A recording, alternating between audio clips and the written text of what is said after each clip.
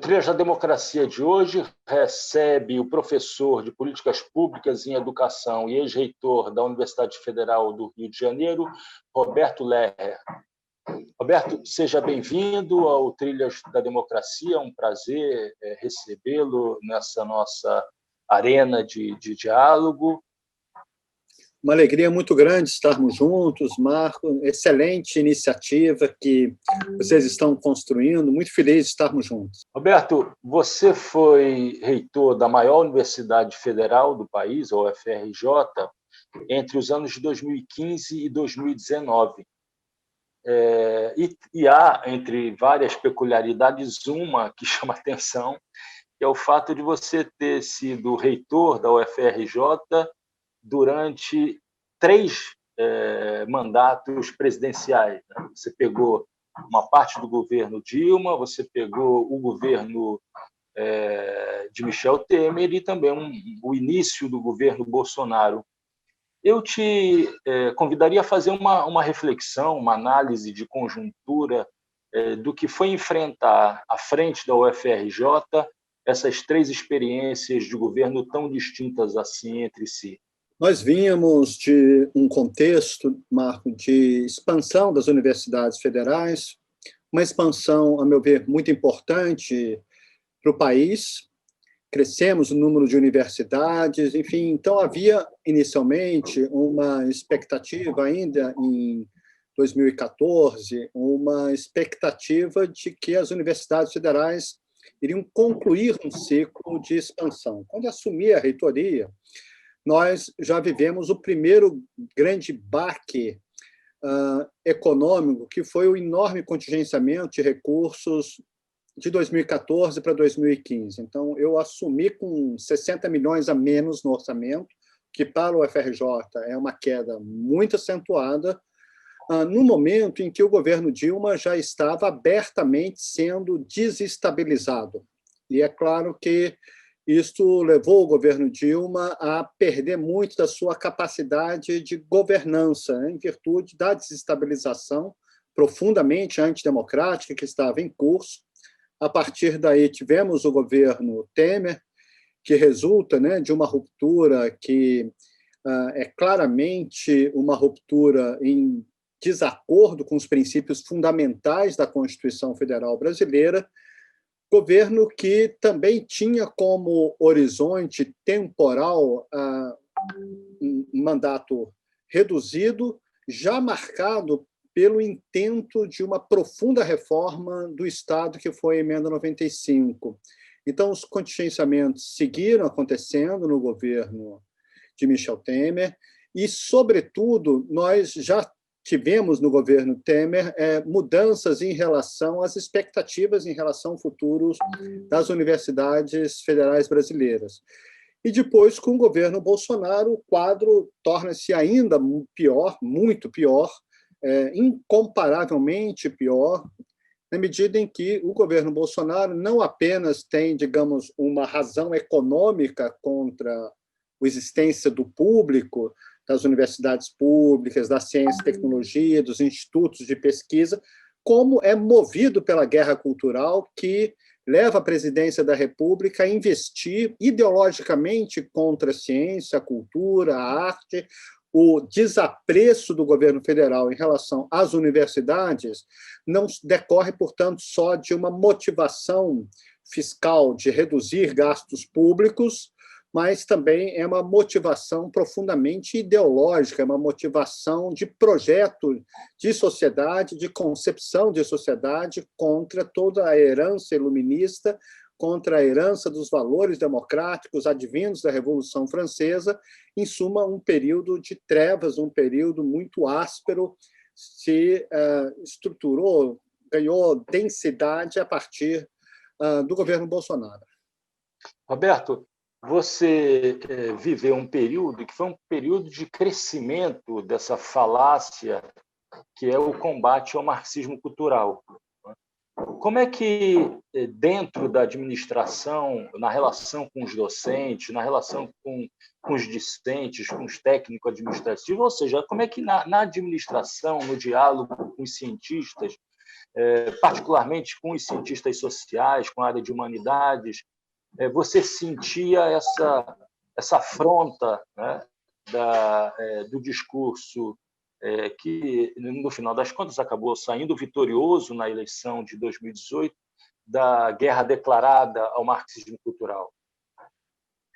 A UFRJ, Marco, tem como característica ser uma instituição muito vivaz academicamente, é uma instituição muito corajosa em vários momentos da história, mesmo no período da ditadura empresarial militar, a UFRJ assumiu posições muito avançadas, né? Foi a primeira universidade a fazer processos de eleição para reitor, né? Enfim, foi uma universidade que denunciou de forma muito contundente, né, o afastamento de docentes pelo ato institucional número 5, e, portanto, quando inicia o governo Bolsonaro, é perceptível que a instituição se uniu para se defender contra, digamos, as posturas negacionistas, irracionalistas e abertamente neofascistas do governo federal.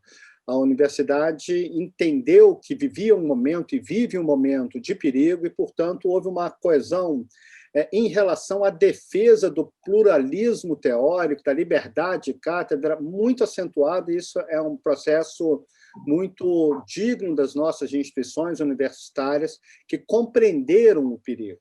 Agora, muitos professores, muitas professoras vieram conversar comigo na condição de reitor, por estarem se sentindo ameaçados, né? Inclusive, professores tiveram que sair do país em virtude de ameaças, particularmente docentes que trabalhavam com questões relativas às questões LGBTQI e temas conexos, enfim, estavam sendo muito asperamente combatidos, difamados com fake news, etc. Enfim, alguns até acabaram saindo do país, infelizmente, né? Mas a universidade compreendeu que vivia um momento de perigo. E isso ficou evidente em diversos momentos, quando, por meio de moções do Conselho Universitário, a universidade se manifestou abertamente contra a escola sem partido, iniciativas semelhantes, tudo que golpeava a liberdade de cátedra foi respondido pela instituição de uma maneira corajosa e audaz, a meu ver. E isto foi importante para o conjunto do sistema, porque demais universidades federais também tiveram posições corajosas, universidades públicas, em geral, tiveram posições corajosas, e isto agora tem uma configuração muito preocupante na medida em que passamos a ter reitores e reitoras que não foram escolhidos por suas comunidades, né? Infelizmente, dos 45 processos eleitorais que nós tivemos desde o início do governo Bolsonaro, nós temos mais ou menos 16 ou 17 reitores nomeados que venceram a consulta. O restante, ou foi nomeado alguém fora, que não venceu a consulta, ou então, em casos piores, reitores pro tempore, né? O que acabou de acontecer essa semana com a Universidade Federal de Sergipe, mas também Paraíba, Piauí, recentemente viveram essa situação, Ceará também, e neste ambiente agora, com dirigentes que são, digamos, adeptos deste projeto de sociedade, o risco à liberdade de cátedra torna-se muito real, na medida em que existem mecanismos insidiosos, como processos administrativos, né, que, a pretexto de falsas irregularidades administrativas, utilizem esses instrumentos para perseguição ideológica, né? Então, isso hoje é um tema que preocupa imensamente as universidades federais brasileiras. Roberto, você vê algum risco do retorno daqueles grandes processos que resultaram em expulsão de professores, afastamento de professores e também de estudantes nessas universidades? Eu entendo que existe este risco, infelizmente, o risco existe. nós vimos que o próprio Ministério da Justiça elaborou uma lista de professores antifascistas. Bom, ser antifascista deveria ser algo celebrado, homenageado, reconhecido, porque está em conformidade com a Constituição Federal. A Constituição Federal brasileira explicitamente, em seus princípios, sobretudo o artigo 5º, ela é muito claramente uma Constituição hostil ao fascismo. Nós devemos ter orgulho das pessoas que são antifascistas. A CGU também elaborou uma norma de conduta que impede, ou que tenta impedir, ou que constrange servidores públicos a não se manifestarem publicamente nas redes, enfim, sobre temas que a sua instituição não tem a mesma interpretação do que o servidor. E esses processos administrativos, igualmente, podem ser utilizados, enfim, para fins de perseguição ideológica. Então, é um momento em que a universidade brasileira deve estar organizada, deve estar unida. É muito importante que sindicatos, movimento estudantil tenham uma projeção nacional, porque, neste momento, evidentemente, estamos sob um ataque que não é local, ele não decorre de interações puramente regionais e locais, mas sim de investidas que se dão no âmbito nacional. Nessa perspectiva, eu entendo que devemos estar sempre muito atentos em relação à liberdade de cátedra, à liberdade de pensamento. Vimos que, infelizmente, nós temos mudanças profundas no CNPq, na CAPES, no sistema de avaliação. Tudo isso impacta... Nesse exato momento em que a gente faz a entrevista, chegam informações da não liberação de bolsas, não autorização de bolsas em vários programas de pós-graduação, privilegiando determinadas universidades e determinados setores numa evidente decisão que quebra realmente a espinha dorsal do sistema de pós-graduação no Brasil, não é, Roberto? Exatamente. Perfeita a sua reflexão, Marco. O mecanismo de indução pelo sistema de ciência e tecnologia tem uma repercussão muito forte para a produção do conhecimento. A produção do conhecimento nas universidades possui uma interação muito estreita com o aparato de ciência e tecnologia, então essas mudanças afetam áreas de conhecimento, linhas teóricas, tradições teóricas, epistemológicas, enfim, então tudo isto indica que a universidade brasileira hoje está sob enorme pressão, e eu diria, é uma pressão que não decorre apenas de uma proposição que pudesse ser entendida como no plano das ideias, é também uma ameaça objetiva em termos orçamentários e de medidas administrativas. Roberto, você foi presidente da Associação dos Docentes da UFRJ e também presidente do Andes exatamente na passagem, né? Você pegou uma parte do primeiro mandato do governo Fernando Henrique, salvo engano, e uma parte do segundo mandato, né? De toda maneira, os 4 anos em que você foi presidente da AD e do Andes, você teve que enfrentar, resistir contra o governo Fernando Henrique, né? Quando você olha para aquele período, né, de luta, de resistência, né, e percebe o retorno daquilo que a gente viu no bloco anterior, né, desse avanço, né, desse conjunto de retrocessos, tanto na área fiscal, né, como na área de concessão de bolsas por parte da CAPES, do CNPq, e agora também esses ataques que são desferidos contra o Andes. O que vem à cabeça? A principal imagem que eu tenho é que, felizmente, Marco, nós temos um sindicato que tem características únicas na América Latina, que é o Andes Sindicato Nacional. Quando nós conversamos com os nossos colegas no México, na Argentina, na Colômbia, no Chile, e mesmo em outros países, né, Estados Unidos, alguns países europeus, não existe nada parecido com o Andes Sindicato Nacional. O Andes se afirmou como uma entidade muito peculiar, é uma entidade muito sui generis. De certa maneira, até um pouco improvável que desse certo, porque é uma instituição nacional, é um sindicato nacional, que tem instâncias que delibera a vida nacional, enfim, os seus congressos, seus CONADES, por meio de eleição direta, enfim, é um sindicato único, não é uma federação, é um único sindicato, mas, ao mesmo tempo, as suas seções sindicais têm uma enorme autonomia, porque tem uma instância deliberativa própria, que são as suas assembleias. É uma estrutura, portanto, que aparentemente não daria certo, mas a história mostra que deu certo, porque permite um enorme pluralismo de concepções, mas, ao mesmo tempo, permite uma robusta unidade de ação.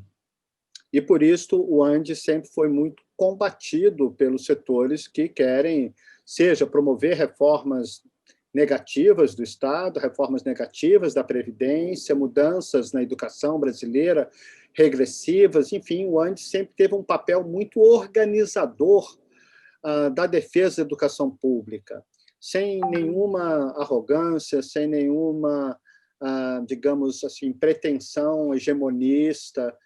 Nós podemos dizer que o Andes foi estruturante do Fórum Nacional em Defesa da Escola Pública, pelo envolvimento das suas seções sindicais, grupos de trabalho, e isso mudou a história da educação brasileira. Nós temos uma Constituição Federal, e também elaborada num contexto muito improvável de sair alguma coisa razoável da Constituinte, dada a composição dos parlamentares que nós tínhamos, mas nós temos pontos muito importantes no capítulo da educação, como a autonomia universitária, que é um artigo brilhante, o artigo 207, o conceito que estava presente na versão original da Constituição de que teríamos um regime jurídico único para todos os servidores públicos, aposentadoria integral, a gratuidade nos estabelecimentos oficiais, a gestão democrática nos estabelecimentos públicos, enfim, o direito do cidadão à educação, o dever do Estado. Temos que lembrar que a Constituição foi escrita já num contexto em que o neoliberalismo estava triunfante, seja com Reagan, seja com Thatcher, né? Depois Helmut Kohl, enfim, então, o Fórum em Defesa da Escola Pública, com o trabalho do ANS e de outras entidades, enfim, marcou uma mudança estrutural para a universidade brasileira, porque nós temos dedicação exclusiva, nós temos o ingresso por concurso público, enfim, e uma carreira que valoriza a titulação. Isto, de fato, muda a universidade, a DE muda o conceito de universidade, deixa de ser um lugar em que profissionais liberais e outros profissionais exercem parcialmente o seu tempo ensinando. Agora, a questão da indissociabilidade do ensino, da pesquisa e extensão passa a ser uma realidade muito mais orgânica nas universidades brasileiras, né, a partir da Constituição. Então, o Andes é uma história eu me considero um filho da dedicação exclusiva, um filho do tripé ensino, pesquisa e extensão, né? Eu não teria chegado onde eu cheguei dentro da universidade pública sem essas duas grandes conquistas. A minha trajetória, tenho certeza que de todas as gerações que estão hoje na universidade, nenhum de nós poderia fazer pesquisa se não tivesse, nós não tivéssemos conquistado a DE, a carreira, o conceito de que a titulação é uma dimensão da própria carreira, a liberdade de cátedra, enfim. Quando eu fui presidente da seção sindical, nós estávamos sob uma intervenção no UFRJ. Eu posso atestar que uma intervenção na instituição ela sempre provoca resultados desastrosos. todos os nossos indicadores pioraram no período da Isso intervenção. foi, 98 a 2000. Que foi exatamente o período... 97, 98, foi 98 a intervenção. Foi nesse período em que Pinguela e Rosa foi o Vilhena, que foi do lado do IFIX, né, que você conhece, enfim. Então, teve uma consequência muito negativa, e no período que eu estive na presidência do Andes, nós lutamos por alguns valores e conceitos que, a meu ver, seguem muito estratégicos nos dias de hoje. O primeiro deles, contra a reforma administrativa. Nós temos que lembrar que o governo Fernando Henrique tinha como projeto transformar as universidades em organizações sociais. A greve de 2001, que foi uma das maiores greves e mais mobilizadas e mobilizantes, contou com apoio social emocionante, enfim, o país todo acompanhou a greve com expectativa, com apoio, enfim. Naquele momento, nós estávamos lutando contra a aplicação da reforma administrativa nas universidades, mas lutamos por alguns valores que também são próprios do Andes. A isonomia salarial entre ativos e aposentados, a paridade entre ativos e aposentados. Porque lembrem que, naquele momento, numa outra gestão do Andes, que era de um outro campo político, eles haviam aceitado, fora das assembleias, a GED, né, que era uma gratificação de estímulo à docência, que era uma gratificação produtivista. E os aposentados ficaram com apenas 60% desta gratificação. E nós, naquela greve, lutamos pelo restabelecimento da paridade e também para uma isonomia entre os professores da educação superior e da educação básica, dos colégios de aplicação, que estavam com salários significativamente mais baixos, porque eles não tinham sequer a GED, né? Eles tinham uma outra bolsa ainda menor. E nós conseguimos manter o conceito de que os reajustes deveriam ser iguais para os aposentados e também para a educação básica. Isso estendeu a greve, mas eu não tenho nenhum arrependimento de nós termos mantido a mobilização, porque isso é um valor estruturante. Eu fico muito decepcionado de ver entidades sindicais que negociam carreiras que prejudicam aposentados, ou, como foi o caso da reforma da Previdência, que inviabiliza a aposentadoria dos jovens professores. Eu acho que uma entidade que organiza a luta da universidade pública, pela carreira, pela dignidade do trabalho, nós não devemos ter constrangimento de afirmar que nós somos trabalhadores intelectuais, mas trabalhadores, enfim, produzimos conhecimento, mas somos trabalhadores e devemos zelar pela nossa condição de felicidade, de realização, de autorrealização pelo trabalho, né? O trabalho deve nos humanizar, deve assegurar uma dimensão criadora para todos os seres humanos, e um sindicato não pode nunca abrir mão desses princípios e desses valores que organizam o mundo do trabalho. Por isso, reitero que o Andes marcou a história da universidade e segue marcando a história da universidade. Cada geração nova que chega à universidade, cada ciclo geracional, cada faixa etária que chega à universidade, são novas sensibilidades, novas preocupações, e os sindicatos vão incorporando essas novas sensibilidades, essas novas formas de sentir e pensar. Hoje, o Andes está muito mais atento do que há uns anos atrás às questões vinculadas ao racismo. Hoje, o Andes está muito mais sensível a temas relacionados à liberdade, da forma de amar que cada pessoa tem que construir nas suas vidas. Enfim, então, nós temos um sindicato que vai interagindo, né, com as gerações, mas sempre estruturando um conceito de universidade pública voltada para um projeto de nação em que todos que têm um rosto humano possam ter direito ao bem viver. Roberto, uma última pergunta. Como você reage às movimentações que acontecem em várias universidades federais, nas associações docentes, né, no movimento docente, de desfiliação de ADs, de sindicatos locais do Andes, que é um movimento que afeta, inclusive, atualmente, a Universidade Federal de Pernambuco. Marco, é uma preocupação imensa e uma indignação, porque nós somos fortes como professores universitários das universidades federais, porque nós compomos um movimento nacional e, sobretudo, nós estamos muito profundamente vinculados às lutas que se organizam nacionalmente. Fragmentar o Andes hoje, num governo que tem características muito explícitas, autocráticas e de cariz neofascista, é uma forma de adaptação à ofensiva que a extrema-direita vem fazendo no mundo e no Brasil.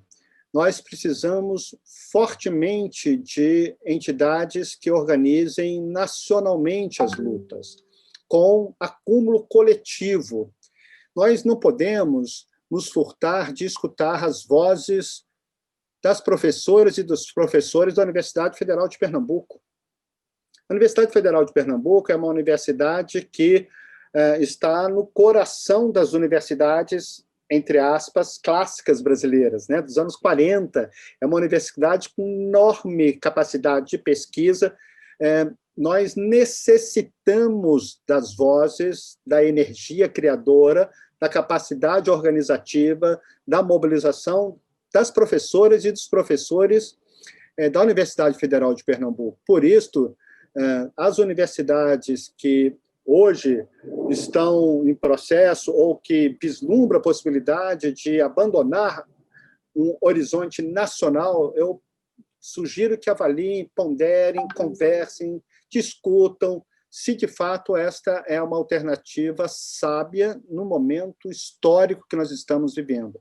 Nós não podemos nos fragmentar, nós não podemos nos insular e nós não podemos deixar de compartilhar as nossas vozes e capacidade criadora de futuro. E, por isso, eu convidaria as professoras e os professores da Federal de Pernambuco a se somarem aos demais professores e professoras das universidades federais para que juntos possamos escrever um capítulo novo da história da educação brasileira e da universidade brasileira, que eu tenho certeza que vai nos orgulhar muito no futuro, que nós vamos enfrentar, estamos enfrentando, e nós vamos vencer toda a ofensiva autocrática que está em curso. E nós temos exemplos recentes, né? Mesmo a eleição do Biden mostra que é possível a organização, é possível construir coalizões que enfrentem a extrema-direita. A extrema-direita não é uma força acima do protagonismo histórico. Nós precisamos estar juntos, organizados, mobilizados nacionalmente, para que a defesa da universidade pública, da educação pública, da democracia, possa, de fato, ser exitosa. E eu confio que será. Roberto, muito obrigado por essa entrevista. Tenho certeza Enorme prazer. que nós nos reencontraremos em outras edições do Trilhas da Democracia para debater a universidade pública, o movimento sindical das universidades brasileiras. E o Trilhas da Democracia fica por aqui, sempre debatendo temas relacionados à defesa da democracia e dos direitos humanos. Até a próxima semana.